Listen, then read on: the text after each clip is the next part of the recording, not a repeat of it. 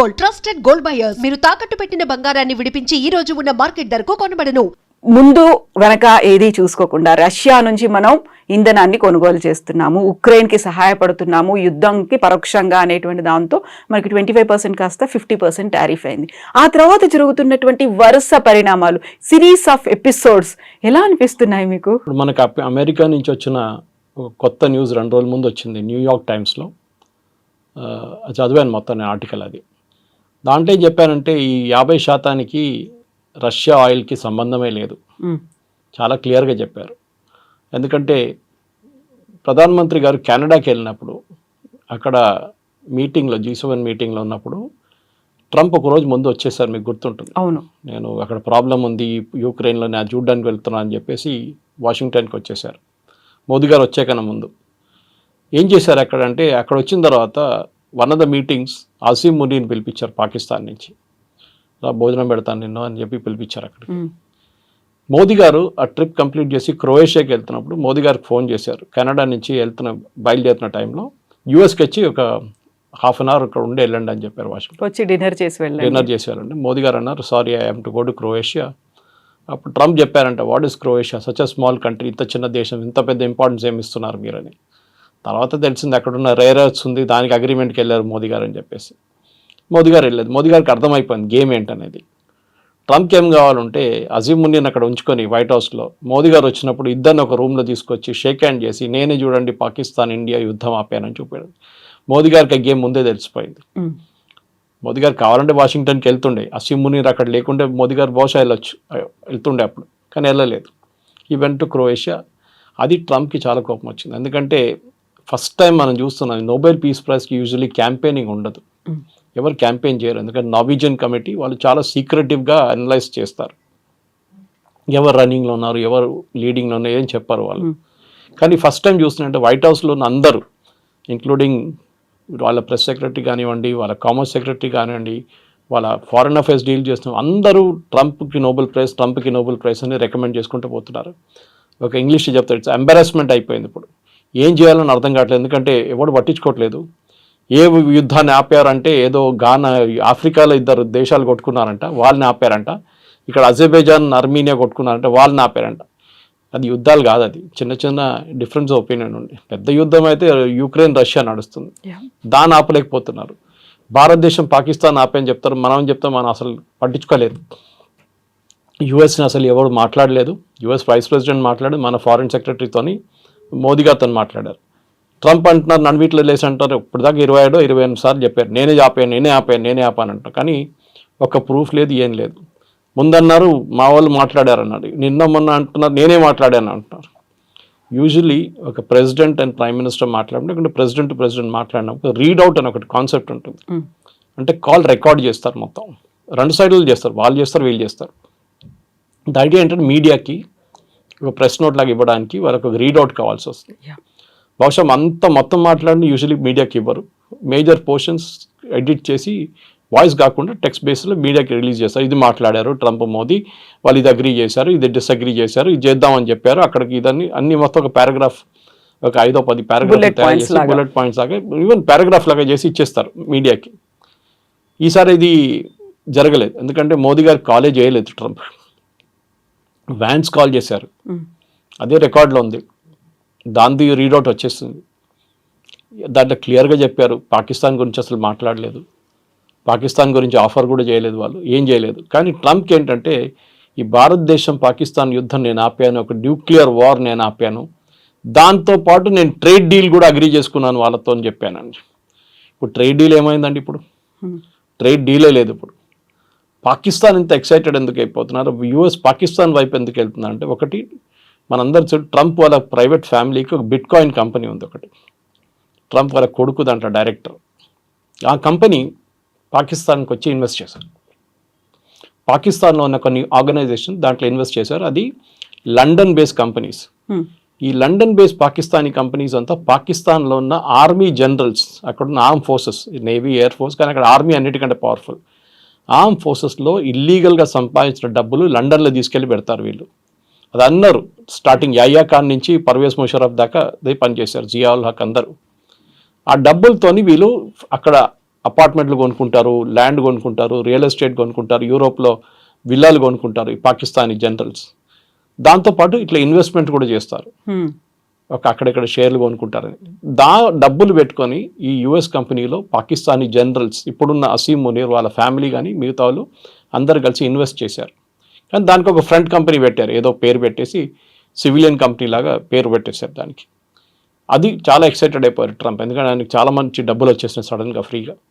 అది కాకుండా బలూచిస్తాన్ వైపు ఉన్నప్పుడు ఖైబర్ పఖ్తూన్ఖ్వా దగ్గర రేర్ ఎర్త్స్ ఉన్నాయి చాలా మటుకు. దాంట్లో టంగ్స్టన్ ఎక్కువ, అక్కడ పెలేడియం ఉందని చెప్తున్నారు కానీ తెలియదు. టంగ్స్టన్ డెఫినెట్గా ఉంది అక్కడ ఏరియాలో, లిథియం కూడా ఉండొచ్చు అని చెప్తున్నారు. ఇది ట్రంప్కి కావాలి, ఎందుకంటే రేర్ ఎర్త్స్ చాలా పెద్ద కాన్సెప్ట్ అయిపోయింది. ఇప్పుడు కార్ల నుంచి మీరు ఏదైనా తీసుకోండి, దాంట్లో మ్యాగ్నెట్స్ కానీ మిగతా రేర్ ఎర్త్స్ యూజ్ చేయడంలో, చిప్స్లో తయారు చేయడంలో చాలా మటుకు రేర్ ఎర్త్స్ పనికి వస్తుంది. సో ట్రంప్ దాంట్లో ఇంట్రెస్టెడ్ అయిపోయారు. సో పాకిస్తాన్ వైపు నుంచి వాళ్ళు ఫ్రీగా ఇచ్చుకుంటూ వెళ్ళిపోతున్నారు, మనం ఏమి ఇవ్వట్లేదు. ట్రేడ్ టాక్స్ మొదలు పెట్టాం. ట్రేడ్ టాక్స్ ఏమన్నారు వాళ్ళు, మన వైపు నుంచి మనం దీనికన్నా ముందు కూడా మాట్లాడాం మీతో, దట్ మా దగ్గర నుంచి మీరు ఫ్రూట్స్ అండ్ వెజిటబుల్స్ కొనుక్కోవాలని చెప్పి మనం ఓకే అని చెప్పాం. అది కాకుండా మా దగ్గర ఫార్మింగ్ ప్రోడక్ట్స్ కొని మీరు కొనాలని చెప్పి, బియ్యం కానివ్వండి, గోధుమలు కానివ్వండి, మిగతా జవార్ కొనాలి, డైరీ ప్రొడక్ట్స్ కూడా కొనాలన్నా మేము కాదని చెప్పాం. ఎందుకంటే ఒకటి జెనెటికలీ మోడిఫైడ్ క్రాప్స్ మనం యాక్సెప్ట్ చేయం మన దేశంలో, చాలా పెద్ద ప్రాబ్లం ఉంది మన దగ్గర. డైరీ ప్రొడక్ట్స్ ఎందుకు వాడమంటే డైరీలో యూజ్ చేస్తున్న ఫీడ్, అంటే అక్కడున్న ఆవులకి ఇస్తున్న ఫీడ్ అది ఆవులనే ఇస్తారు, మీట్ యూజ్ చేస్తారు వాళ్ళు. ఆలోచించండి, నాన్ వెజ్ ఫీడ్ ఇస్తారు వాళ్ళు. ఇదొకటి. ఇట్లాంటి పరిస్థితుల్లో మనం మన దగ్గర యుఎస్ నుంచి ఎందుకు కొనుక్కోవాలి? మనం మిగతా ప్రోడక్ట్స్ మనకు అబ్జెక్షన్ లేదు, అంత పెద్ద ప్రాబ్లం ఏం లేదు. ఇప్పుడు హార్లీ డేవిడ్సన్లో మీరు 50% డ్యూటీ పెట్టినా, 500% డ్యూటీ పెట్టినా డెఫినెట్ ఈ హార్లీ డేవిడ్సన్ నడిపించాడు ఎట్లయినా నడిపించుకుంటాడు, బండి కొనుక్కుంటాడు, ఎందుకంటే అది చాలా రిచ్ ఫెలో, వాడికి ప్రాబ్లం లేదన్నమాట. సో ఈ ఒక ఇష్యూలో వచ్చినప్పుడు మీరు ఏం చూస్తున్నారంటే స్పెసిఫిక్గా ఈ ట్రంప్కి చెప్పిన ఒక కాన్సెప్ట్ ప్రకారం ట్రంప్ ఏమంటున్నారంటే నాకు జీరో యాక్సెస్ కావాలి. ఇప్పుడు మొన్న యుఎస్ సుప్రీంకోర్టు ఒక కేసు ఒకటి వెళ్ళింది అపీల్స్ కోర్ట్ నుంచి, మీరు వినుంటారు, 6-4 జడ్జ్మెంట్లో ట్రంప్కి ఏం చెప్పారంటే you cannot give this rules, you cannot make rules like this, ఇది టారిఫ్ గురించి, దాని పవర్స్ కాంగ్రెస్ దగ్గరే ఉందని చెప్పారు. సో కొట్టిపడేసారు, కానీ ఒక రిలీఫ్ ఇచ్చారు, October 1st వీక్ దాకా మీరు అపీల్ చేయొచ్చు సుప్రీంకోర్టులో అని చెప్పేసి, అక్కడ నడుస్తుంది ఆ కేసు ఒకటి. కానీ మెయిన్గా ట్రంప్కి ప్రాబ్లం ఎక్కడ వస్తుందంటే మోదీతోని ఈ ఆయిల్ కాదు, ఆయిల్ అని మాట్లాడుకుంటాం కానీ oil is not the major issue. Oil ఒక ఇష్యూనే, కానీ రష్యన్ ఆయిల్ మనం ఏం చేస్తున్నాం, మన రష్యా దగ్గర నుంచి ఎందుకు కొన్నాం, ఇది మన హిస్టరీకి వెళ్ళాల్సి వస్తుంది. 2 సంవత్సరాల ముందు యుద్ధం మొదలైనప్పుడు ఆయిల్ $120 ఒక బ్యారెల్కి వెళ్ళిపోయింది. 70లో ఉంటుంది యూజువల్లీ యావరేజ్, 70, 72, 73, 120కి వెళ్ళిపోయింది. అప్పుడు బైడెన్ ఫుల్ పరేషాన్ అయిపోయామన్నారంటే ఫోన్ చేసి మోదీకి మీరు రష్యన్ ఆయిల్ కొనుక్కోండి, అది రీఫైన్ చేసి లోకంలో ఎక్కడైనా మీరు అమ్ముకోండి అని చెప్పారు. సో మన దగ్గర ఉన్న ప్రైవేట్ కంపెనీస్ కానీ, అది రిలయన్స్ ఉండొచ్చు, నయారా ఉండొచ్చు, అది కాకుండా మన పబ్లిక్ సెక్టర్ యూనిట్స్ ఉండొచ్చు, IOCL, HPCL, వీళ్ళు ఏం చేశారంటే మొత్తం రష్యా నుంచి $40 కొనుక్కున్నారు ఆయిల్, క్రూడ్ ఆయిల్. దాన్ని రీఫైన్ చేసి డీజిల్ కానీ పెట్రోల్ కానీ మనం ఈవెన్ యూఎస్కి అమ్మాం మనం. ఇప్పుడు చూడండి మన వచ్చిన రిపోర్ట్లు ఏమంటున్నారంటే యుక్రెయిన్లో బిగ్గెస్ట్ డీజిల్ సప్లయర్ భారతదేశం అంట ఇప్పుడు. ఓకే, ఇక్కడ నుంచి అటు వెళ్తోంది అది. మన రష్యా నుంచి కొని రీఫైన్ చేసి యుక్రెయిన్కి ఇస్తున్నాం. అండ్ యుఎస్ ఏమంటున్నారు, భారతదేశమే దీనికి రీజన్, యుక్రెయిన్ రష్యా యుద్ధానికి కారణం మోదీ అంటున్నారు. మోదీ ఎక్కడ వచ్చారు, చైనా వెనకనే ఎక్కువ ఆయిల్ కొన్నారు కదా, చైనా మీద ఎందుకు పెట్టలేదు ఆంక్షలు మీరు? ఎందుకంటే చైనా మీకు చాలా క్రూషియల్ సప్లయర్. మీకు నట్టు బోల్ట్ కావాలంటే చైనాని తెప్పించుకోవాలి, మీరు లోకల్గా ప్రొడ్యూస్ చేయలేరు, మీకు కాస్ట్ చాలా ఎక్కువ అయిపోతుంది. చైనాని ఏం పెట్టట్లేదు, ఫస్ట్ 15 days అన్నారు, తర్వాత 90 days అన్నారు, మనతో అన్ని పోస్ట్పోన్ చేశారు. కానీ మన మీద 50% పెట్టారు. సరే పెట్టారు సార్, మనకు ప్రాబ్లం లేదు, మనం డీల్ చేసుకుంటున్నాం, కొత్త డీల్ చేస్తాం. దానికే మనం చూసాం మోదీ గారు ఫస్ట్ జపాన్కి వెళ్ళారు. జపాన్లో వెళ్ళి మోదీ గారు ప్రైమ్ మినిస్టర్ని కలిశారు, మాట్లాడుకున్నారు, బుల్లెట్ ట్రైన్లో ట్రావెల్ చేశారు, 8 బుల్లెట్ ట్రైన్కి అగ్రిమెంట్ సైన్ చేసుకున్నారు. మన వైపు నుంచి అక్కడికి వెళ్ళే ప్రోడక్ట్స్, అక్కడి నుంచి ఇక్కడికి వచ్చే ప్రోడక్ట్స్, ఈవెన్ జపాన్కి వెళ్ళే ముందు Maruti EV vehicles roll out చేశారు ఇక్కడి నుంచి, made in India, make for the world అని చెప్పేసి కాన్సెప్ట్ మీద. సో భారతదేశం కొత్త మార్కెట్స్ యాక్సెస్ చేయబోతున్నారు, ఆల్రెడీ స్టార్ట్ అయిపోయింది ప్రాసెస్ అది. సో అక్కడే ట్రంప్కి పెద్ద ప్రాబ్లం వస్తుంది. ట్రంప్ ఏమనుకున్నారంటే మెక్సికో లాగానో కెనడా లాగానో కొంచెం స్క్వీజ్ చేస్తే భారతదేశం ఏడుస్తుంది, సరెండర్ అయిపోతారు. కానీ ఇప్పుడు చూస్తున్నాం మనం మోదీ గారు అసలు పట్టించుకోవట్లేదు. సో ఇలాంటి కండిషన్లోనే అసలు మోదీ పట్టించుకోవట్లేదని తెలిసిన తర్వాత అక్కడ ఒక క్రై అనేది వినిపిస్తోంది, ఒక భిన్నమైనటువంటి వాదనలు ఉన్నాయి. అయ్యో అనేటువంటి భావనతో పాటుగా ఎలా అయినా మళ్ళీ భారత్ మా కాళ్ళ దగ్గరికి వస్తుంది అనేటువంటి ఒక భావన ముందు కనిపించింది, కానీ అది మెల్లిమెల్లిగా డైల్యూట్ అయిపోయినట్టుంది కదా. చైనాలో జరిగినటువంటి యుఎస్ ప్రెసిడెంట్ అడ్వైజర్ ఒకరు ఉన్నారు, నవారో అని చెప్పి, Peter Navarro. He is actually an agent. Is official diplomat కాదు ఆయన, అఫీషియల్ ఫైనాన్స్ పర్సన్ కూడా కాదు. ట్రంప్ వాళ్ళ ఏజెంట్ ఆయన. ఆయన అపార్ట్మెంట్లు అమ్ముతుండే, రియల్ ఎస్టేట్ అమ్ముతుండే. ట్రంప్కి వచ్చిన అడ్వైజర్గా తీసుకొచ్చారు ఆయన్ని. నెగోషియేటింగ్ చాలా బాగా చేస్తాడు కదా రియల్ ఎస్టేట్లో, మనం దీంట్లో పెట్టుకుందాం అని చెప్పి. మొన్న ఒక స్టేట్మెంట్ చూశారు, Brahmins are making money out of selling Russian oil అని చెప్పి. అది యూజువలీ వీళ్ళు బాస్టన్ బ్రాహ్మిన్స్ అని యూజ్ చేస్తారు. కానీ మన దాంట్లో అది entire thing got back fired. ఎందుకంటే ఇదే కాన్సెప్ట్ రాహుల్ గాంధీ యూజ్ చేస్తున్నారు. బ్రాహ్మిన్స్ అన్ని ఉద్యోగాలు తీసుకెళ్ళిపోతున్నారు, బ్రాహ్మిన్స్ ఆర్ డబ్బులు అని మనకు తెలుసు. బ్రాహ్మిన్స్ రియల్ ఎస్టేట్ మన అందరికి తెలుసు. ఓకే, వాళ్ళు ఏ పరిస్థితిలో ఉన్నారో మన అందరికి తెలుసు. నేను ఇవాళ ఒక విద్యాశ్రమంకి వెళ్ళి వచ్చాను, చూశాను నేను అక్కడ వేద పాఠశాలలో. వాళ్ళ పరిస్థితి చాలా దారుణం ఉంది వాళ్ళది. వాళ్ళని ఇప్పుడే మనం కొంచెం ఎంకరేజ్ చేసి పైకి తీసుకుంది. వాళ్ళ ట్రెడిషనల్ ట్రేడ్ వాళ్ళ గుడిలో ఉంటుంది అంతే. వాళ్ళు దానికన్నా ఎక్కువ వాళ్ళు బయటకు రారు.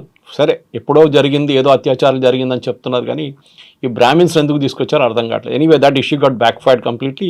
ఇప్పుడు ఏం చేయాలని వాళ్ళకి అర్థం కావట్లేదు మీరు చెప్పినట్లు. ఇప్పుడు అదే పరిస్థితిలో ఫస్ట్ జపాన్కి వెళ్ళారు మోదీ గారు. ఈ అగ్రిమెంట్స్ అన్ని సైన్ చేశారు, 8 అగ్రిమెంట్స్ సైన్ చేశారు, చాలా సాలిడ్ అగ్రిమెంట్స్. అది కూడా ఇప్పటి నుంచి 5 సంవత్సరాల లోపల ఫినిష్ అయ్యే ప్రాజెక్ట్స్ అన్ని చేసుకున్నారన్నమాట. జపాన్ దగ్గర మనం తీసుకోవాల్సింది టెక్నాలజీ. వాళ్ళకి చాలా అడ్వాన్స్గా టెక్నాలజీ వాళ్ళ దగ్గర కొంచెం స్ట్రాంగ్ పాయింట్.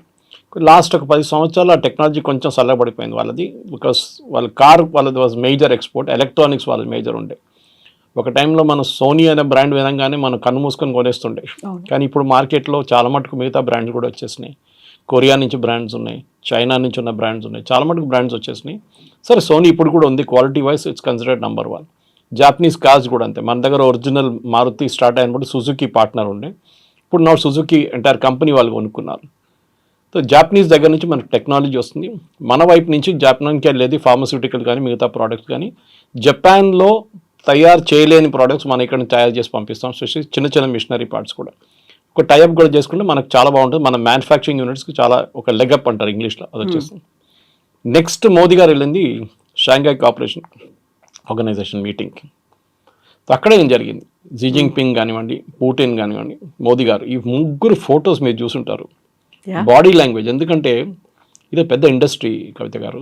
ఈ బాడీ లాంగ్వేజ్ రీడ్ చేయడం యూఎస్లో దే పేడ్ వెరీ వెల్. మీరు నేను మాట్లాడుకొని సౌండ్ మ్యూట్ చేసేస్తే మనం ఏం మాట్లాడమని చెప్పి ఒక మూడో మనిషి చెప్పొచ్చు. లిప్ రీడింగ్ అంటారు వాళ్ళు, దాన్ని మైండ్ రీడింగ్ అంటారు, అన్నీ చేస్తారు వాళ్ళు. What are they speaking about అనేది. సో ట్రంప్ కానివ్వండి, చాలామంది అడిగారు మోదీ గారు, పుటిన్, జీ జిన్పింగ్ ఏ లాంగ్వేజ్లో మాట్లాడారని అడిగారు. వాళ్ళు పక్కనే ట్రాన్స్లేటర్స్ ఉంటారు, వాళ్ళు ఇయర్ షాట్లో ఉంటారు. అంటే ఫోటో ఫ్రేమ్ కన్నా కొంచెం బయట నిలబడతారు కావాలని చెప్పి వాళ్ళని అట్లానే ట్రైన్ చేశారు వాళ్ళని. అది కాకుండా ఇంకో చాలా ఇంపార్టెంట్ ఫోటో మనం చూసాం. పుటిన్ అండ్ మోదీ, పుటిన్ కార్లో ట్రావెల్ చేస్తున్నారు. ఇట్స్ న్యూక్లియర్ ప్రూఫ్ కార్ అది. దాని మీద మీరు న్యూక్లియర్ బాంబ్ వేస్తే కూడా ఏం కాదు ఆ కార్కి. అట్లాంటి ప్రోడక్ట్. ఎందుకంటే బాంబ్ ప్రూఫ్ అంటే అందరు తయారు చేస్తారు. ఇప్పుడు మన దగ్గర తెలంగాణలో ఉంది బాంబ్ ప్రూఫ్ కార్లు. But that is a nuclear కానీ even bio hazard can handle అన్నమాట.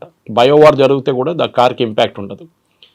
మోదీ కోసం ఫస్ట్ మనం చూసే ఒఫీషియల్ న్యూస్ ఇది, మనం పర్సనల్ చెప్పట్లేదు, ఏదో బీజేపీ వాళ్ళు చెప్పారు, ఆర్ఎస్ఎస్ వాళ్ళు చెప్పలేదు. కానీ పుటిన్ 10 నిమిషాలు మోదీ గారి కోసం వెయిట్ చేశారంట. కొంచెం లేట్ అయిపోయింది మోదీ గారు రావడానికి హోటల్ నుంచి. దాని తర్వాత వాళ్ళిద్దరు కార్లు వెళ్ళిన తర్వాత వెన్యూకి చేరుకున్నప్పుడు కూడా, ఎస్సీఓ వెన్యూకి చేరుకున్నప్పుడు కూడా మళ్ళీ 15 నిమిషాలు కార్ లోపల కూర్చొని మాట్లాడారంట. అఫ్కోర్స్ ట్రాన్స్లేటర్స్ ఉంటారు కార్లో, వాళ్ళకని కాన్ఫిడెన్షియల్ ఉంటుంది, భయం మాట్లాడే మనకేం తెలియదు. సో ఆబ్వియస్లీ ఆ బాడీ లాంగ్వేజ్ పుటిన్ కానీ మోదీ కానీ, అదే టైంలో జీ జిన్పింగ్ అండ్ మోదీ, వీళ్ళు ముగ్గురు ఒక ఆల్టర్నేటివ్ ఫ్రంట్ ఫామ్ చేస్తున్నారు. యుఎస్ చేస్తున్న బ్లాక్మెయిల్ వాళ్ళిద్దరు కూడా ఇంపాక్ట్ అయింది. రష్యాకి ఇంపాక్ట్ అయింది ఎప్పటి నుంచో, చైనాకు కూడా ఇంపాక్ట్ అవుతుంది ఇప్పుడు. సో ఒక ట్రంప్ని ఒక లెసన్ నేర్పియాలని చెప్పి వీళ్ళు డిసైడ్ చేసుకున్నారు. దాంట్లో 2-3 రూట్స్లో చేయొచ్చు.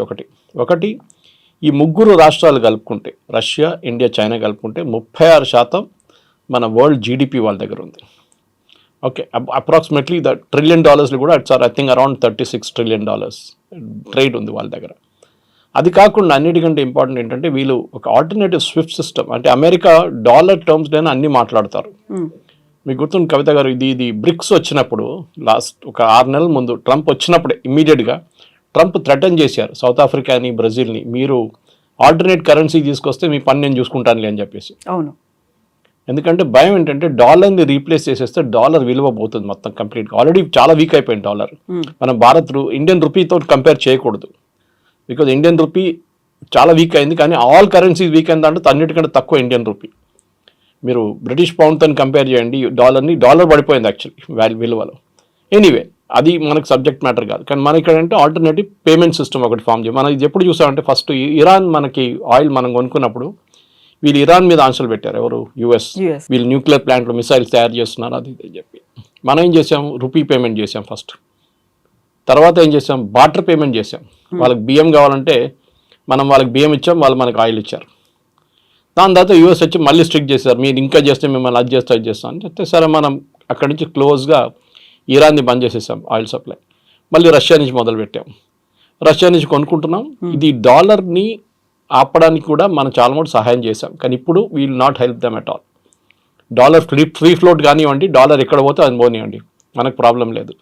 ఆయిల్ ప్రైస్ కూడా నేను చెప్పినట్లు బైడెన్ ఏం చెప్పారు ఆ టైంలో, ఆయిల్ ప్రైస్ హోల్డ్ చేయండి, ఇండియా ఇట్లా రీఫైన్ చేసి పంపిస్తే ఆయిల్ ప్రైస్ $70-80 ఉంటుంది, లేకుంటే $200 వెళ్తుండే అని చెప్పి యుఎస్ ఎకానమిస్టే చెప్తున్నారు.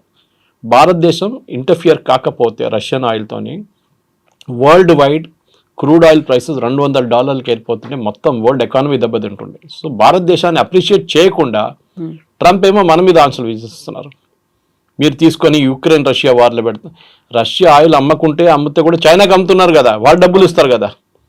టర్కీ తీసుకుంటున్నారు, టర్కీ నేను చెప్పట్లేదు, ఎందుకంటే మిడిల్ ఈస్ట్లో టర్కీ పనికి వస్తారు. ఇదంతా ట్రంప్ ఆడే గేమ్ అనమాట. దీంట్లో అన్నిటికంటే ఇంపార్టెంట్ కవిత గుర్తుపెట్టుకోవాలి, టఫ్గా ఉన్న నేషన్స్ మనం టఫ్గా యాక్ట్ చేస్తే వాళ్ళు అసలు ఏం చేయరు, భయపడతారు యుఎస్. వీక్ నేషన్స్ని మొత్తం షుగర్ కేన్ జ్యూస్ మన చేస్తాం పిండేసి అట్లా పిండి చేసుకుంటారు వాళ్ళు. మెక్సికోని చూసినప్పుడు ఏమంటున్నారు, మెక్సికోని ఫస్ట్ ఒక టారిఫ్ అన్నారు, మళ్ళీ నెక్స్ట్ టారిఫ్ అన్నారు. ఇప్పుడు ట్రంప్ నిన్న స్టేట్మెంట్ ఇచ్చారు, ఏంటంటే మనం ఏం కావాలంటే చేసుకుంటే ఏం చేయలేరు మెక్సికో అని చెప్పి. మెక్సికో ఏం చేయలేరంట, మనం ఏం కావాలంటే చేసుకుంటాం మనం, మెక్సికో నేను చెప్పేది వింటారు వాళ్ళని. ఆలోచించండి వాళ్ళ పరిస్థితి, హెల్ప్లెస్ కంప్లీట్లీ. సో ఆ పరిస్థితికి మనం రాకుండా మోదీ గారు టఫ్గా ఉంటున్నారు. కానీ మన దేశంలో ఒకటే పార్టీ ప్రాబ్లం వీళ్ళకందరికీ, కాంగ్రెస్ ఏమో మోదీ గారు ఏం చేస్తే దాన్ని వ్యతిరేకిస్తారు. యూఎస్తో ఫ్రెండ్షిప్ పెట్టుకుంటే యూఎస్ ఫ్రెండ్షిప్ పెట్టుకున్నారంటారు. ఇప్పుడు యూఎస్తో కాకపోతే మళ్ళీ యూఎస్ ఎందుకు మీరు ట్రంప్తో ఎందుకు గొడవ పెట్టుకుంటా అంటారు. చైనాతో ఎందుకు పెట్టుకున్నారు మీరు అంటారు. కాంగ్రెస్ ఒక కన్ఫ్యూజ్ పాలసీ ఉంది. కానీ మోదీ గారు చాలా డెలిబరేట్గా మన కొత్త మార్కెట్స్ కోసం, అది యూ ఉండొచ్చు, యూకే ఆల్రెడీ మనం FTA సైన్ చేసాం, యూరోపియన్ ట్రేడ్ బ్లాక్ సైన్ చేసేసాం మొన్న. ఇదన్నీ చూస్తే మన డాలర్ని ఈజీగా టర్న్ చేయవచ్చు. ఒక ఎగ్జాంపుల్ ఇస్తాను మీకు. కీటెక్స్ అని చెప్పి మన దగ్గర నంబర్ 1 ఇండియా నుంచి వెళ్ళే నంబర్ 1 లిటిల్ స్టార్ బ్రాండ్ యూఎస్లో టార్గెట్ అండ్ అక్కడున్న మేజర్ రీటైలర్స్లో అమ్ముతారన్నమాట వాళ్ళు. ఆ కంపెనీ మొన్న స్టేట్మెంట్ ఏమి ఇచ్చారంటే, మేము యూఎస్కి ఇప్పుడు మా ఎక్స్పోర్ట్ వెళ్ళట్లేదు, చాలా రేట్ ఎక్కువైపోయింది, వాల్మార్ట్ వాళ్ళు తీసుకుంటలేరు ఇప్పుడు అని, మేమేం చేస్తున్నామని ఇండియాలోనే మేము 1000 షాపులు ఓపెన్ చేయబోతున్నాం అని చెప్పారు. So Sabu Jacob whose MD of the company, మన వరంగల్ పెద్ద ఫ్యాక్టరీ పెట్టారు. మేము అదే టర్న్ ఓవర్ మేము ఇండియాలో ఈ 1000 స్టోర్లతో తెచ్చుకుంటాం, మాకు మార్జిన్స్ ఎక్కువ ఉంది మాకు ఇక్కడ, అక్కడేమో చాలా వేఫర్ థిన్ మార్జిన్లు ఆపరేట్ చేస్తున్నాం మేము. టార్గెట్ కానీ వాల్మార్ట్ ఎక్కువ డబ్బులు ఇయ్యారు, వాల్యూమ్ గేమ్ ఆడతారు వాళ్ళు. సో ఇప్పుడు ఇండియాలో స్టార్ట్ చేస్తే ఇండియన్ మార్కెట్ 140 కోట్ల మంది ఉన్నారు, we can sell the same product good price here in India అంటున్నారు వాళ్ళు. సో మన ఎకనామిక్ టైమ్స్లో కూడా ఒక ఆర్టికల్ వచ్చింది దాని గురించి. సో ఓవరాల్గా ఇప్పుడు ఏమైపోతుందో డొమెస్టిక్ మార్కెట్ మీద కూడా చాలా కాన్సన్ట్రేట్ చేస్తున్నారు Modi government.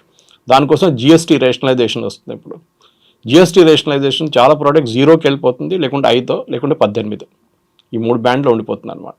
So domestic consumption కూడా పెంచితే మనం డెఫినెట్గా ఇంకా కొత్త మార్కెట్లు, చైనా ఉండొచ్చు, రష్యా ఉండొచ్చు, యూరోప్ ఉండొచ్చు. సో ట్రంప్ని పక్కన పెట్టి ఇప్పుడు చూసిన మీరు చెప్పినట్ల సడన్గా ఇప్పుడు ఏం చెప్పట్లేదు వాళ్ళు అనుకున్నారు మా ఇండియాను కొంచెం థ్రెటన్ చేస్తే ఇండియా పడిపోతారు, 100% పెడదాం రేపు అన్నారు. పెట్టండి 100, ఎవరు కొంటారు? మీరు ఫార్మాస్యూటికల్స్ మీద ఎందుకు పెట్టట్లేదు?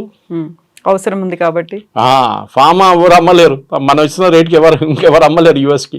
ఫార్మా మీద పెట్టట్లేదు. ఐటీ ఎందుకు పెట్టట్లేదు?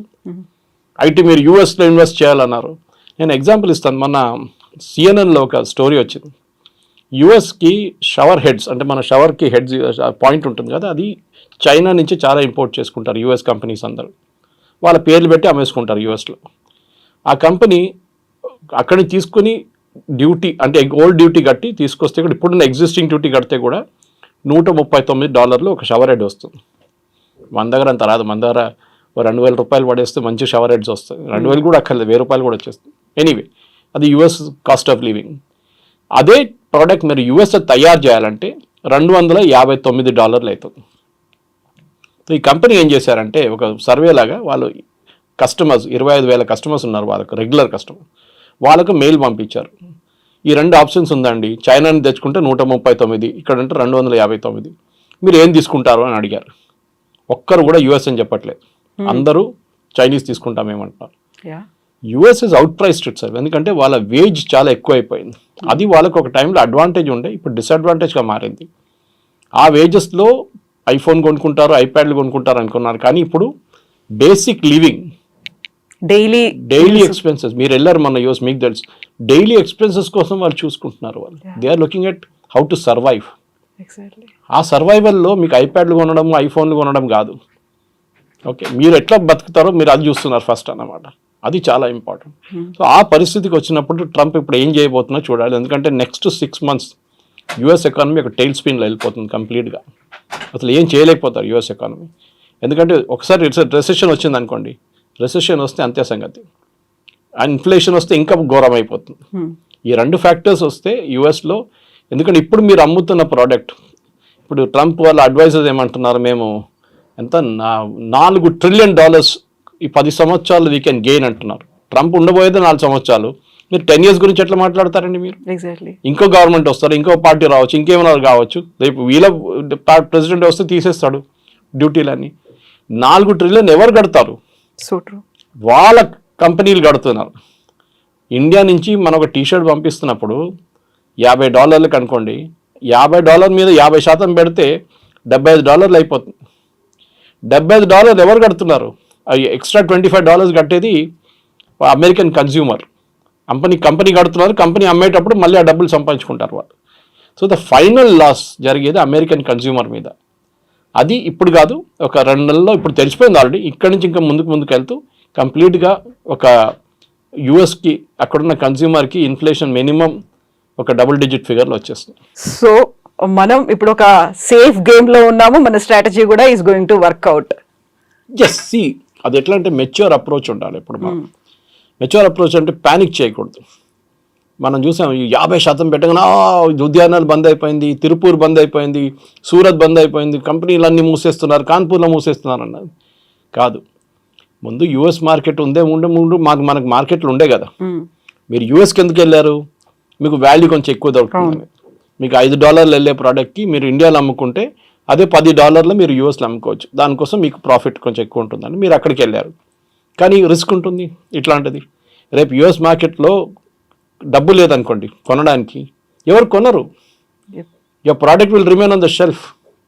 ఎక్స్పోర్టర్ అక్కడ ఇంపోర్ట్ చేస్తున్నాడు, బంద్ చేసేస్తాడు మార్కెట్, ఖతం అయిపోయిందని, దివాలా అయిపోతాడు. సో దాట్ పొజిషన్కి రాకుండా మనం మెచ్యూర్గా రియాక్ట్ అయ్యాం.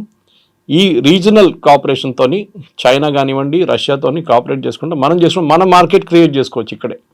చైనాతో మనకు చాలా ప్రాబ్లమ్స్ ఉన్నాయి, లేదని లేదు, బార్డర్ ప్రాబ్లమ్స్ చాలా ఉంది, రిజాల్వ్డ్ ఇష్యూస్, అన్రిజాల్వ్డ్ ఇష్యూస్ ఉన్నాయి. కానీ నమ్మకమైన మిత్రుడా అనేటువంటి డౌట్ వస్తుంది కదా. అది ఇంగ్లీష్లో అంటారు, యువర్ ఎనిమీస్ మై ఫ్రెండ్ అంటారు. ఓకే, మీరు ప్రయారిటీ ఏంటి ఇప్పుడు? ఓకే, నమ్మకం ఉందంటే ఎవరు నమ్మచ్చు? యుఎస్ నమ్మచ్చా? నమ్మలేం కదా. 71లో ఇదేలాగా మన మీద శాంక్షన్స్ పెట్టారు. వాజ్పేయి గారు పోఖ్రాన్ 2 చేసినప్పుడు శాంక్షన్స్ పెట్టారు. Sanctions, not tariff. శాంక్షన్స్ అంటే మీరు కొనలేరు, అమ్మలేరు, ఆంక్షలు కంప్లీట్గా. ఆలోచించండి, థమ్స్అప్ ఎట్లా వచ్చింది పైకి? ఆ స్టోరీ ఇంకోటి ఇది.